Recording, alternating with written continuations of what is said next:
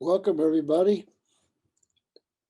My name is Larry Hoffheimer, and I am the founder and chairman of the Macular Degeneration Association. We are a nonprofit foundation, a 501c3, whose contributions are tax deductible. Our main focus is educating and informing the patient community about macular degeneration, which has reached tremendous proportions in this country. Nearly 12 million people have macular degeneration today. Because of that, there's a lot of activity in the research side by the pharmaceutical industry to try to improve the different treatments that are now available. We're going to talk about the future and new treatments shortly. In the meantime, I want to thank our sponsors, Regenerative Pharmaceutical, Novartis Pharmaceutical, and Notovision for sponsoring this webinar. Also, we will be doing future programs, which you'll find on the Macular Degeneration Association website called macularhope.org. And we hope to see you again. In any event, I want to thank you all for participating. I hope you get a great deal out of this, as I certainly do. And I'll tell you a little bit about, I'd like to introduce our first speaker. He's Dr. Raja Rathon, who's a MD, MBA. He's our medical board member and a retina specialist and board certified ophthalmologist in Orange County, California. He grew up in the Anaheim Hills area. He completed his undergraduate at Stanford University, receiving a BS in biology. He returned to California for a year, completing his internship at Santa Clara Valley Medical Center in San Jose. His residency was completed at Washington University in St. Louis, Barnes Jewish Medical Center, where he retrieved several awards for teaching in patient care. It's now my pleasure to introduce Dr. Rathon, who will be making his presentation on what does the future hold. By Dr. Rathon. Afternoon, everyone, and hello, and thank you all for attending. Give me just a moment while I pull up my slide presentation here, and I hope you all are having a wonderful afternoon. And so, today we're going to talk about some of the newer treatments that are on the horizon for macular degeneration. And I've done several talks in the past, and used to doing most of the talks in person. And I like to see people's faces while I talk to them. And so this is a newer way of that we've adapted to doing these types of talks, but still very important and effective for disseminating information and educating folks on what's entailed as far as treatment for macular degeneration. So we're going to talk about things that are in the pipeline, some of the future directions for macular degeneration treatment. But prior to that, any talk should about macular degeneration should begin with just a brief overview of background as far as what macular degeneration is and what currently exists. So macular degeneration is a common degenerative disorder, and it affects older individuals in general. We don't fully understand all the details of what leads to the disease. And the main feature is central vision loss. So mostly the central vision that is affected. And if we were to look at the anatomy of the eye, this is what a typical eye looks like. And macular degeneration strictly affects the very, very center part of the retina. And the retina is the inner lining of the eye, lines the back wall of the eye. And it's a very important structure because it is what turns light that enters the eye into information and is then sent to the brain for interpretation. The macula refers to the very most central and important part of the retina because it's responsible for very fine, acute, detailed vision. And macular degeneration is what the disease is called when there is age-related degenerative changes in that very specific small part of the retina. And the effect on vision generally, again, is affects the central vision, and often there's a little blurring in the center, and that can lead to progressive deterioration and distortion of the central vision. So that's a pretty typical symptom of macular degeneration as it progresses through various stages. One of the questions I am often asked as somebody is diagnosed with macular degeneration is that, is there any cure for macular degeneration? And currently, there is no cure for the disease known as age-related macular degeneration. So we don't have a cure for the disease. It is a degenerative disease of the body. And again, not fully understanding what the cause is, we still don't have a cure for it. So that's the bad news. However, there is some good news in that we do have some treatment for certain stages of macular degeneration. And so things that aspects of macular degeneration in the past that could have led to severe and significant permanent vision loss can potentially be treated so that folks can maintain and preserve vision even despite having certain advanced forms of macular degeneration. The other piece of good news is that this is a very, very active area of research. There are many different companies looking at potential therapies for macular degeneration. They're all different stages, and that's some of largely what we're going to be talking about today. Is that as these areas of research that show promise for future directions. So again, let's start with what the current treatment is before we jump into treatment options that may be coming down the road.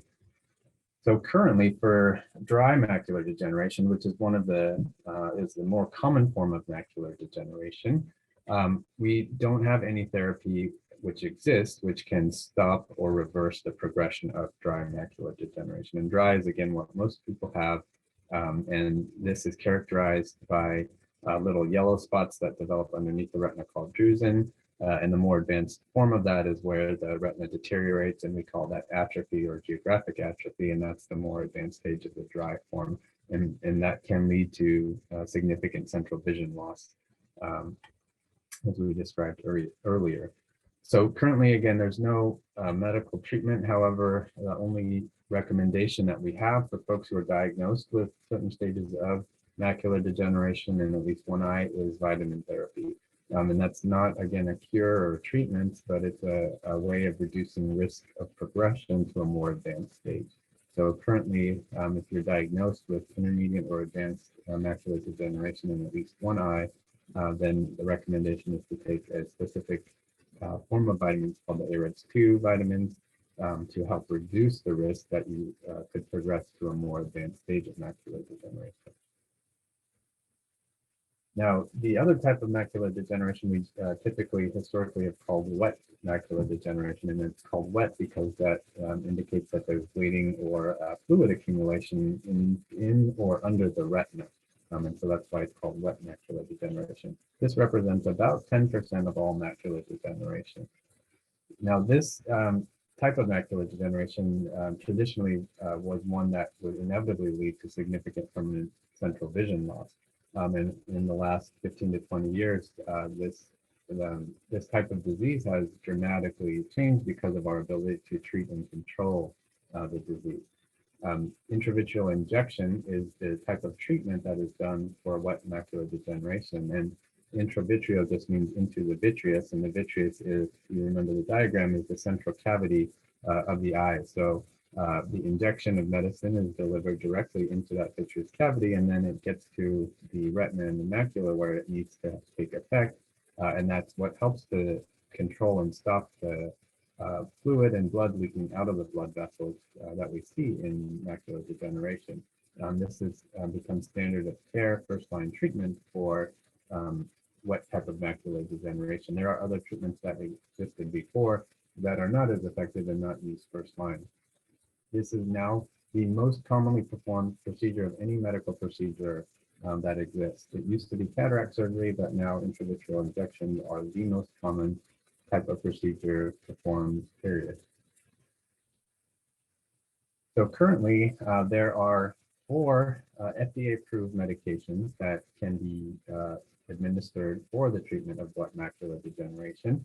The first one is Macugen. That was a first one that was approved, and that one, in comparison to the rest of them, has not been as effective, and so it's not frequently used. And the other 3 more recently have been approved in order: Lucentis, Eylea, and then again most recently Beovu.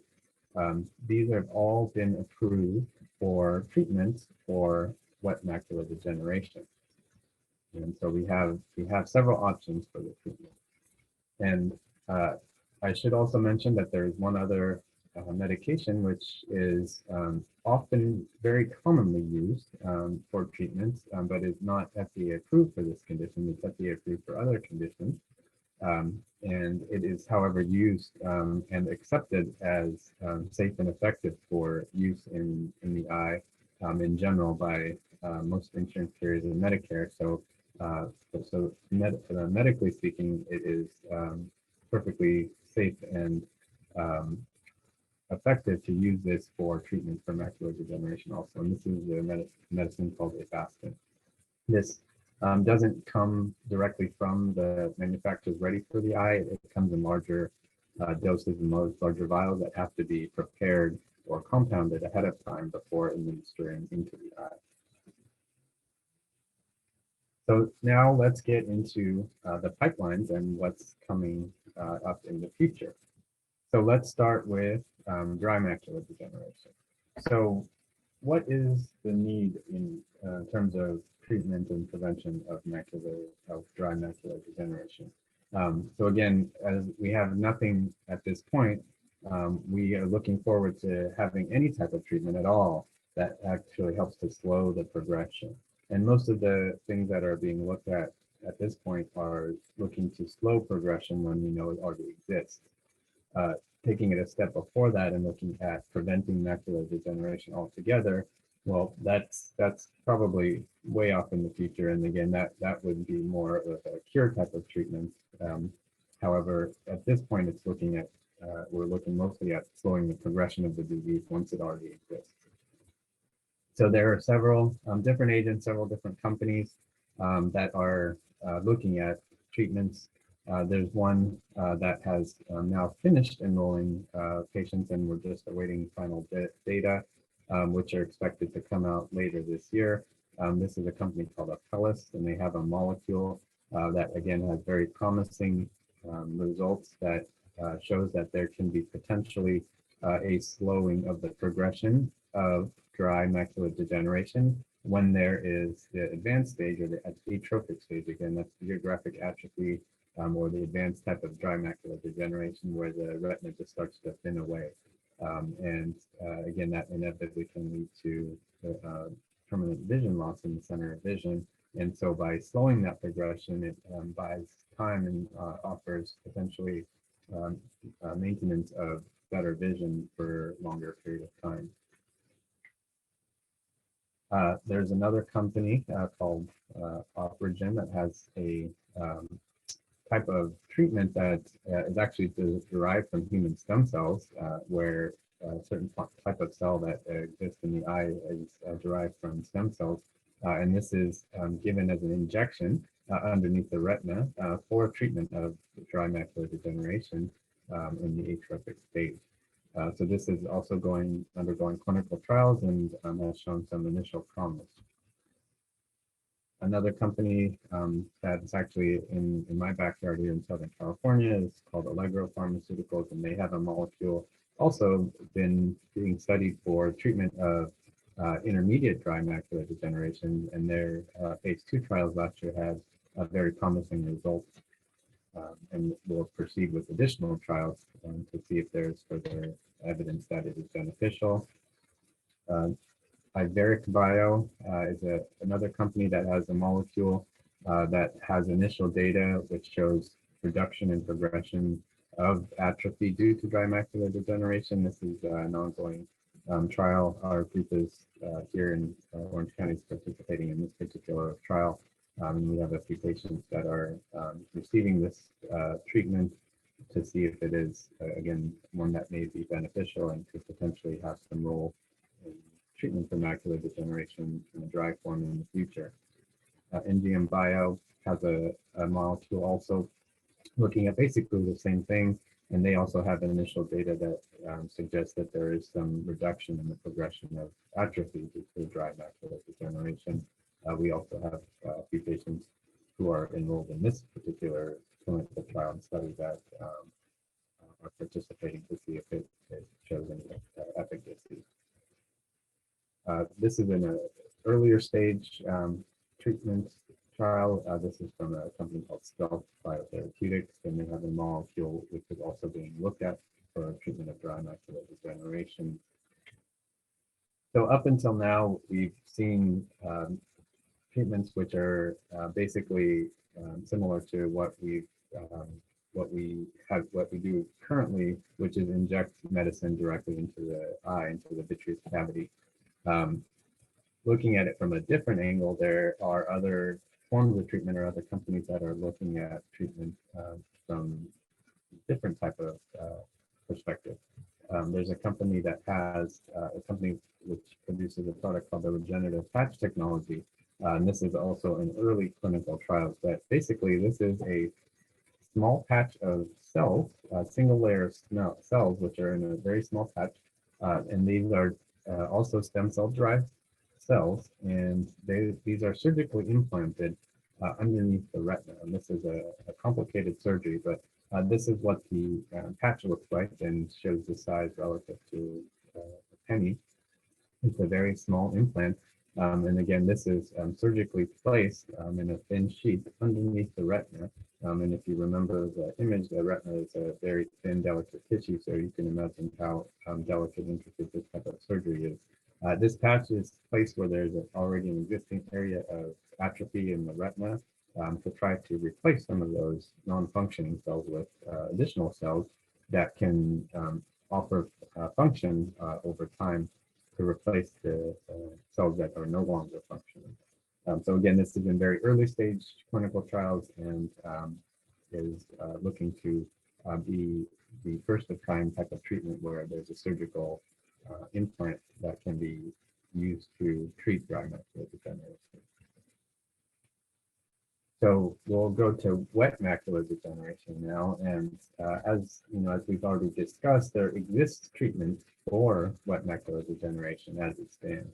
So what is it that we need in the future going forward as far as treatments for wet macular degeneration? Well, certainly there are always potential things that could work better. There are molecules that could, or treatments that could potentially last longer. As it stands, people most often initially have to get treatments once a month with the injection. Eventually that may space out to every 2 months, every 3 months, even every 4 months.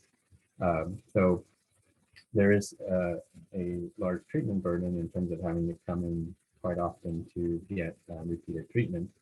So if there's a medicine that can potentially last longer, that is also something that's being looked at. And then also how easy is it to deliver it? So obviously having to get a shot in the eye every month doesn't necessarily sound appealing to everybody. People obviously will do it if it helps to save their vision. But if there's an easier way, a longer way, or a better way of doing it, those are all things that science is looking at to see if we can improve on what we already have.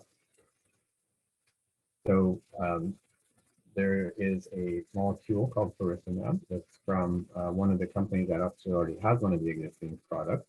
And this is in very late trials, clinical trials. So they're sort of at the end of their clinical trial research stages. And this molecule is basically two different molecules combined into one. And the idea is that this could have a longer acting effect by working on two different targets rather than just one. And so rather than having to get treatment every month, it may be every 3 months or even longer. So that, again, the idea here is to see if the molecule or the treatment can actually last longer than what we currently have. A company called C-Lane Biotechnologies has a surrobody molecule, and this is also similarly a dual mechanism molecule. It has two different molecules in one, and this is in earlier stage development. There's a company called Innovent Biologics that has a novel drug that it's basically a more targeted therapy for wet macular degeneration. So they've actually designed a molecule that specifically, based on their research, targets the very specific molecules that are involved in the disease of wet macular degeneration. And so this is a new type of drug that, again, maybe works better because it's much more targeted. So they're very early in their clinical trials and research, and there are very promising results from their phase 1 study. A company called Kodiak has a molecule which is designed to potentially last longer than what we have currently, and they think potentially even over 3 months in this case. So this one is also going through phase 2 trials as we speak. So this one also has potential for future application. There's a company called Regenerative Bio, and their treatment is actually a gene therapy type of treatment. And in this case, the way the gene therapy works is that there's a vector. In this case, it's essentially a dead virus that carries a message, and that's delivered into the subretinal space. And that vector and the message that it carries tells the eye to produce this molecule, and that molecule works to slow the progression of the wet macular degeneration. And so this is, again, a different approach. And by having the molecule produced directly inside of the eye, that potentially offers for sustained delivery of the medicine because there's an actual production within the eye. And so this could potentially last longer. Initially, the trial was done with surgically, with the vector was actually injected into the space underneath the retina surgically. In the next phase, they're actually going to try doing it a different way. There's a type of injection that can be done in the office, which can allow the vector to reach the space underneath the retina. So that's also another promising treatment. A company called Adverum has a molecule, and this is also a gene therapy treatment. And this one is injected similar to the current drugs we have, which is directly into the vitreous cavity. But this one also works on the similar previous mechanism that we were just talking about, where this is gene therapy, and within the eye, there's production of the molecule that works to stop the wet macular degeneration for an extended period. And they also have positive initial phase 1 results, and that's again very early in development. I'll also mention that we have a few medications which we refer to as biosimilars. And these are molecules that are very similar to the existing FDA drugs that are approved. However, they are produced and given with actually quite reduced cost because they are essentially, we won't necessarily call them generic, but it's the same concept. So they may work just as well, but may have much reduced cost. So there are two that are biosimilars to existing medications that we have, to the aflibercept and to the ranibizumab. So those may be looking to get approval in the future also. And we also mentioned that there are different ways to deliver the medication and potentially extend the treatment on a longer basis. So surgical treatments or approaches to medication delivery are also being looked at. And I'll specifically refer to one, and this is called the port delivery system. So this is a very tiny implant which is surgically placed into the wall of the eye. There's a reservoir which holds medication, and that medication is then slowly diffused out of the implant into, in this case, the vitreous cavity. Much like an injection is given, however, the implant delivers the medication itself. And that slow, constant release of medication keeps the idea is to keep the disease under control with that constant low level medication being delivered through the implant. So this is, initially a one-time surgery. Now, once the reservoir runs out of the medication, it can be refilled in the office, so it doesn't require additional surgery. And new medication can be added to the reservoir so that it can continue to have an effect. And this is the what the implant looks like after it's placed in on the wall of the eye, and then it again extends into the vitreous cavity. And the image here shows how it can be refilled with a needle in the office by injecting new medicine into the reservoir. And it's on the top part of the eye, so it's covered by the upper eyelid. So you can't necessarily see it. So if somebody were looking at you, if you had this implant, you would know that you had an implant in your eye. And so this is again, another very promising future treatment. We at our group have done quite a few of these procedures during the clinical trials. It's still undergoing clinical trials to gather more data and research, but we're very hopeful that this ultimately one day does get approval for treatment, because this can potentially allow people to go 6 months, even a year, without needing additional treatment and just the one-time surgery.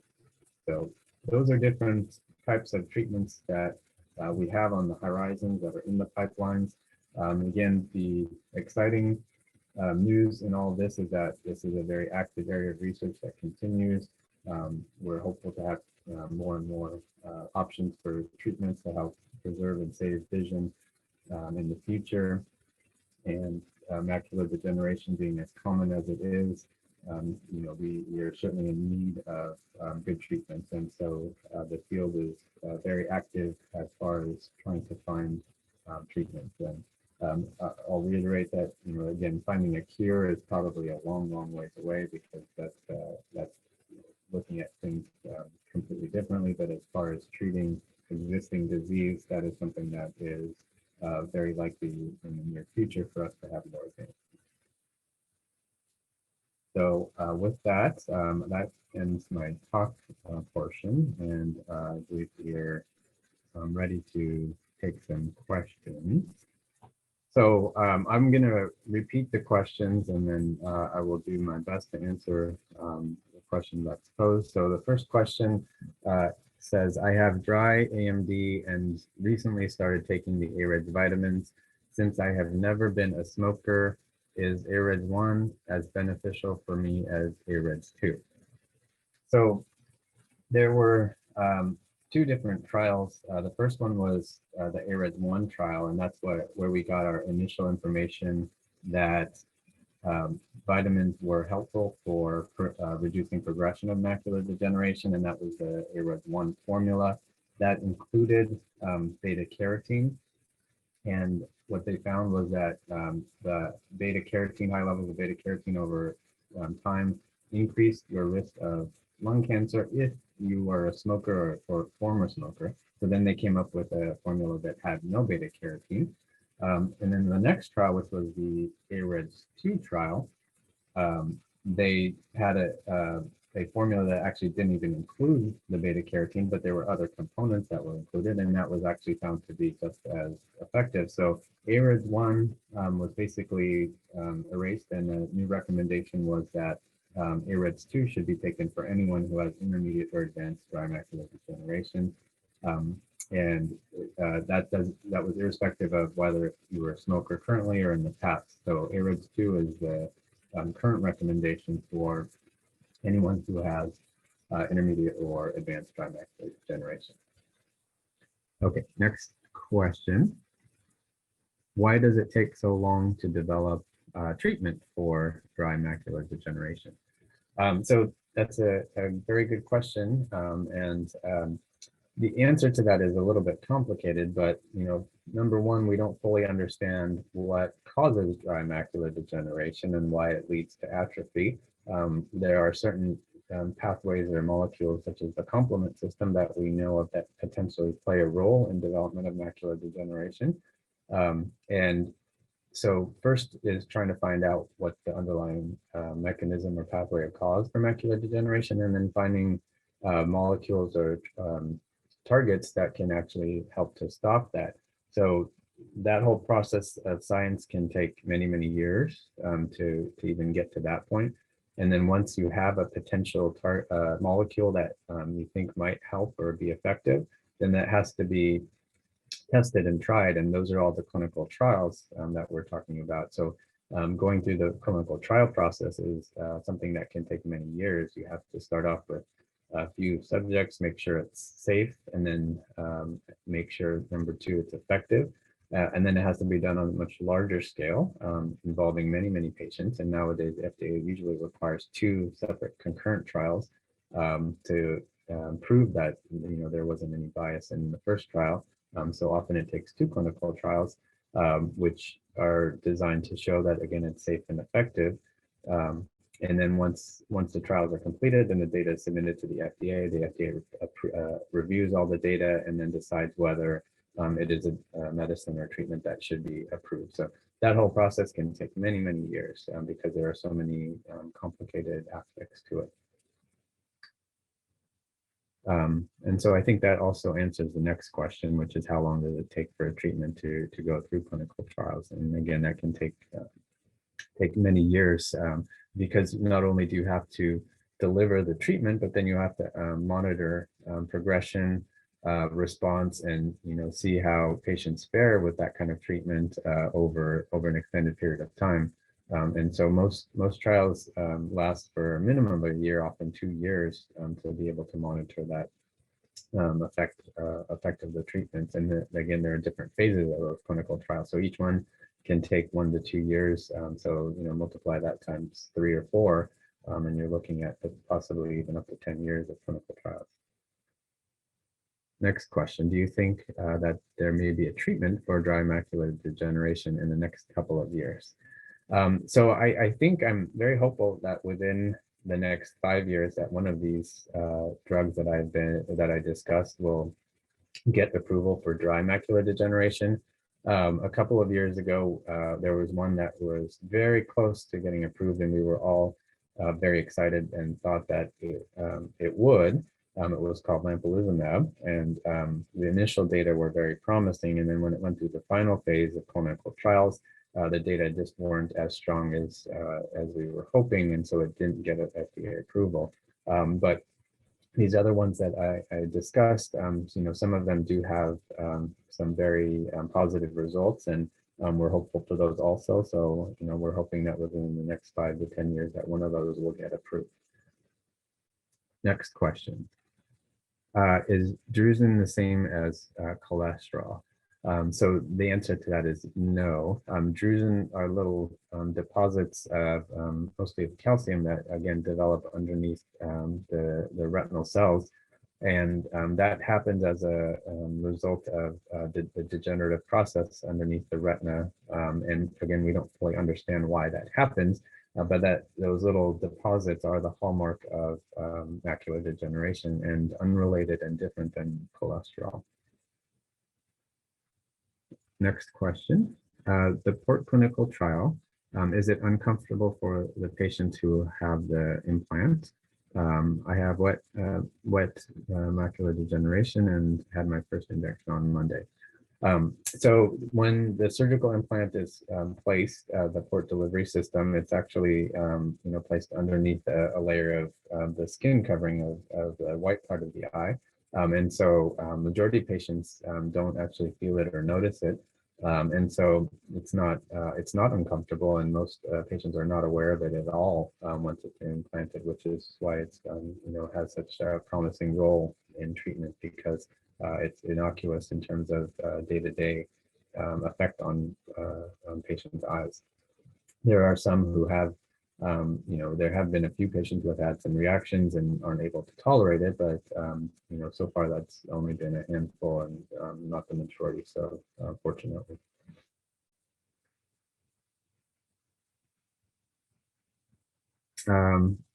Question, there's a Chicago Tribune article that suggests saffron might help AMD. So saffron is actually quoted in a lot of types of inflammatory diseases to have some benefit, and certainly it may. We don't have any medical, clinical, scientific data that have shown in a clinical trial that it has any benefit in macular degeneration. That's not to say that it doesn't, but from a scientific standpoint, based on research, we don't have anything to support that. Next question, should I consider a genetic test to determine my chances of getting macular degeneration as my father had it? So there are some genetic tests that can look at some of the genes that are potentially involved in leading to macular degeneration. And there's a few companies that offer it. The current recommendations from our academy is that routine genetic testing is not indicated, especially if you are a family member who has a family member who has the disease but does not have it yourself, because it has not been shown to be accurate in terms of determining your risk of actually developing the disease or the severity of the disease. So routine genetic testing currently is not recommended. Certainly a lot of people do it anyways, but it's currently by the Academy not recommended. I will say, however, family history is a potentially a strong influencer of future generations, because if there is a strong family history, then it can show up in later generations also. Next question, does AREDS2 with vitamins have more advantage than AREDS2?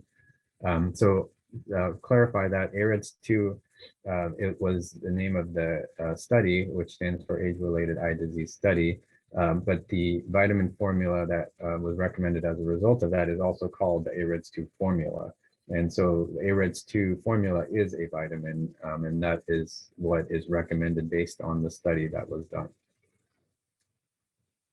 Next question, is there anything that you can suggest to halt this terrible disease besides the vitamins?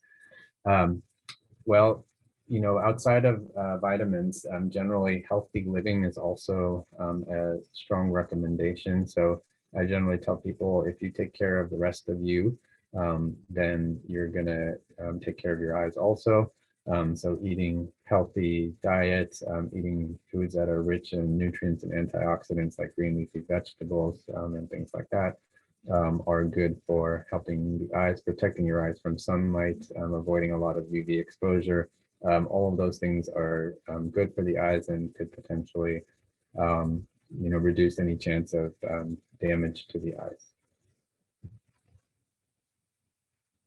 Next question, where do the embryonic stem cells come from? Is it from cord blood? So that depends on the different companies and the sources that they're using, but there are different sources for the stem cells, and which ones each one specifically uses, I don't specifically know that, but they could come from a variety of sources, including potentially cord blood. Next question, I have dry macular in one eye and wet in the other. What are my chances of the dry eye becoming wet? So in general, my feeling is if you have wet in one eye, then there's a slightly higher chance that your other eye could progress to wet from dry. So you have to just be very conscious of that. Now, the benefit of getting treatment for one eye is that you'll have much more close monitoring for the eye that is still dry, and if it does convert to wet, then you'll likely be able to detect it before it becomes a big problem. And generally, when that's the case, then the vision can be preserved because it's caught at a very early stage and treated right away. And so then there's less chance of having significant vision loss because the disease doesn't have a chance to progress. But I think your risk is slightly higher. Next question. I heard you say the Academy doesn't recommend using genetic testing for AMD. However, if my grandmother and father has it and I have been diagnosed with subclinical AMD, should I do the genetic test? Again, the recommendation is that routine genetic testing in any situation is not recommended. If you have macular degeneration, some people like to do the genetic test to see if there's any potential risk stratification, but again, based on the data, we don't have any way of assessing risk based on the genetic test. So it's not part of the recommended routine recommendations from the Academy. However, a lot of folks will do it anyways. Now, if you have such a strong family history and you've been diagnosed with it, then, you know, again, what value does it add? It's not going to predict how severe or how quickly you're going to get it. Or what type you're going to get. So that there's probably not much more useful information if you've already been diagnosed with it. Next question, do these treatments work for myopic macular degeneration? So myopic macular degeneration affects the same part of the eye. It's a slightly different type of macular degeneration that happens in eyes that are extremely nearsighted. And these treatments absolutely do work for myopic macular degeneration when there is similar types of, we call it choroidal neovascularization, where new blood vessels will start to bleed and leak fluid into the retina. So the same treatments do work for that disease also. And last question, how important is diet in preventing progression? I touched on this a little bit. I think you know, diet can certainly be helpful. Eating things that are rich in healthy nutrients, antioxidants, vitamins, things like that, and not you know, eating things that are potentially unhealthy, that are high in saturated fats and cholesterol, etc.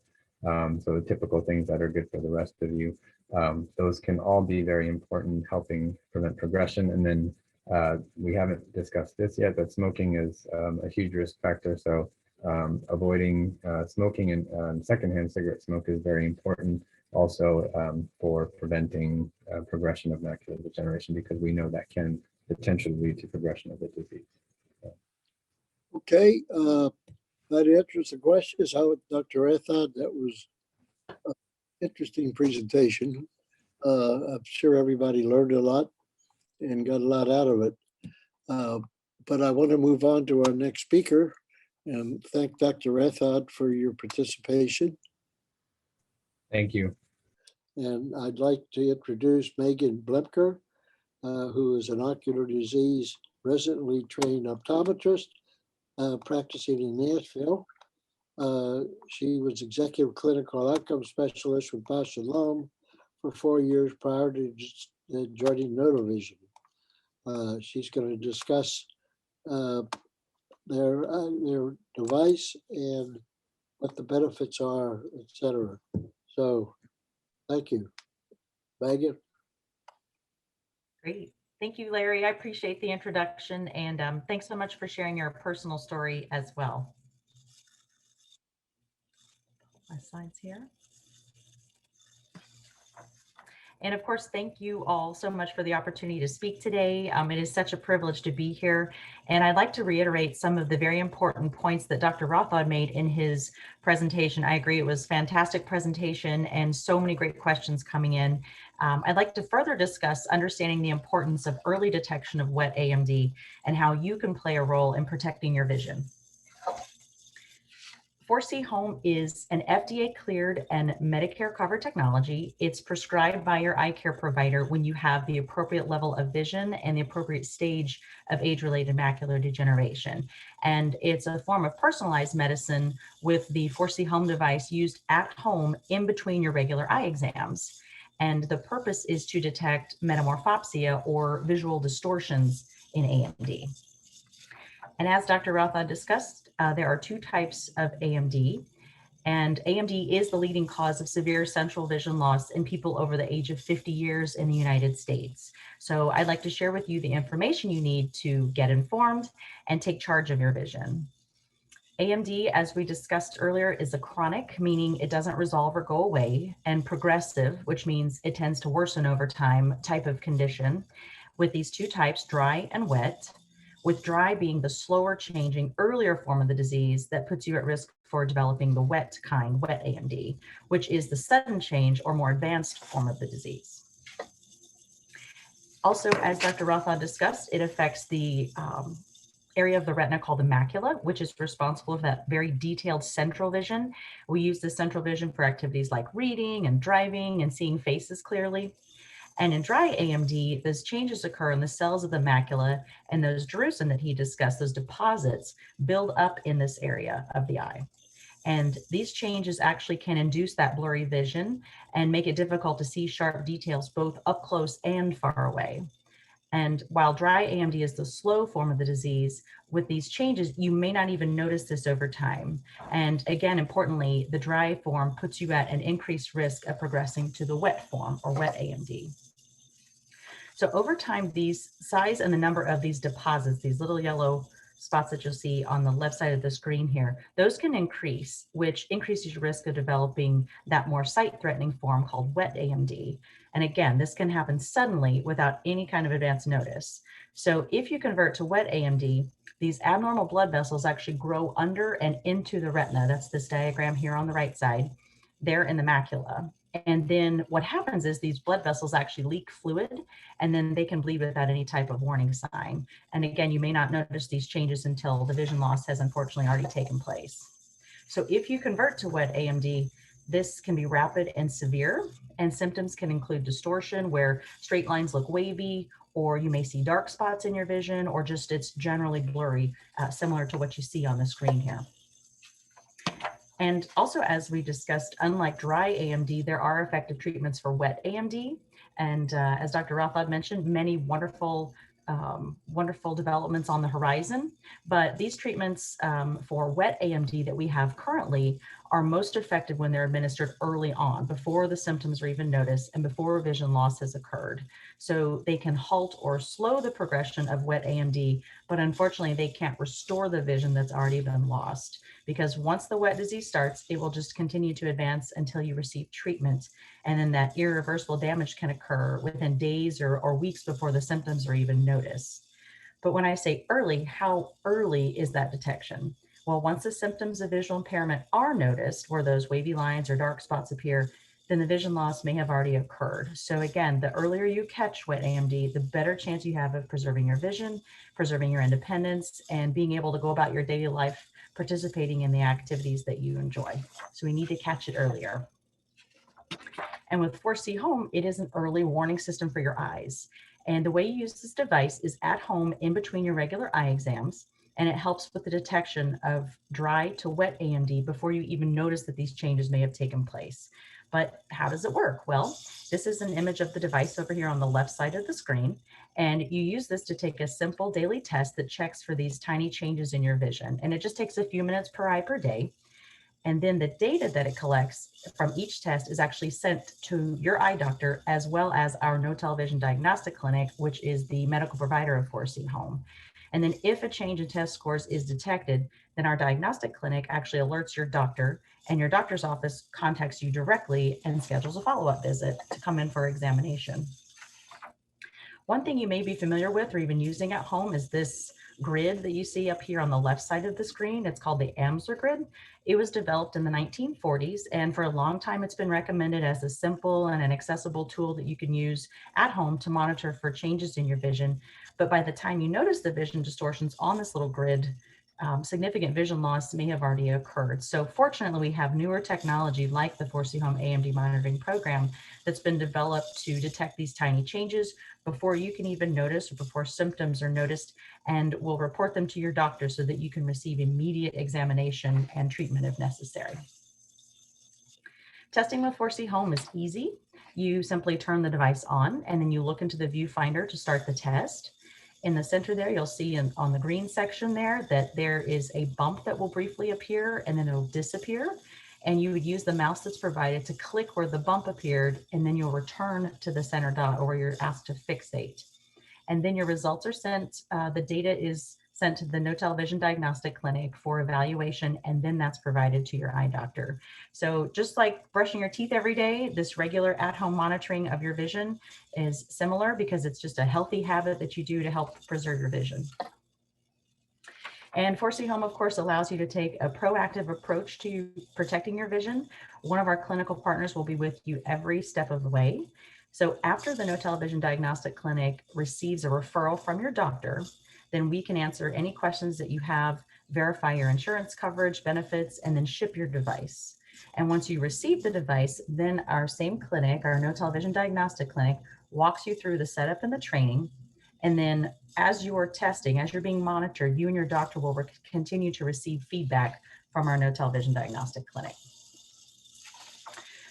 Before we ever ship you the device, before you accept participation in the monitoring program, our team is actually going to be sure to verify your insurance and your benefits and discuss with you. We have low out-of-pocket costs for Medicare patients. So patients with Medicare and a secondary supplement plan could have out-of-pocket costs as low as $0 per month. And then patients with Medicare and no secondary supplement plan pay on average $15.03 per month once your yearly deductible is met. But again, our team goes through all of this and would discuss all this with you prior to your accepting the device, accepting the program. There's no obligation. Again, it's FDA cleared and Medicare covered. So what happens when you have your examination and it's determined that you're a good candidate for 4C Home? Your doctor sends our No Television Diagnostic Clinic the order. And then again, the appropriate candidates, you have to have a particular stage of dry AMD and you have to have an appropriate level of vision determined by your doctor. And then you'll continue to test regularly at home. If a change takes place, then your doctor's alerted and will have you come in for examination. So in summary, our No Television Diagnostic Clinic actually works with your doctor to remotely monitor your dry AMD, helping you retain functional vision throughout your AMD journey. I'm of course happy to answer any questions you might have, but thank you so much for your attention. Question from Canada. Is this device available in Canada? At this time, it's only available in the United States. I want to thank our audience. I hope you got a lot out of this, as I certainly did. And please go to our website, macularhope.org, to see our future patient seminars. Thank you, and thank you, Megan.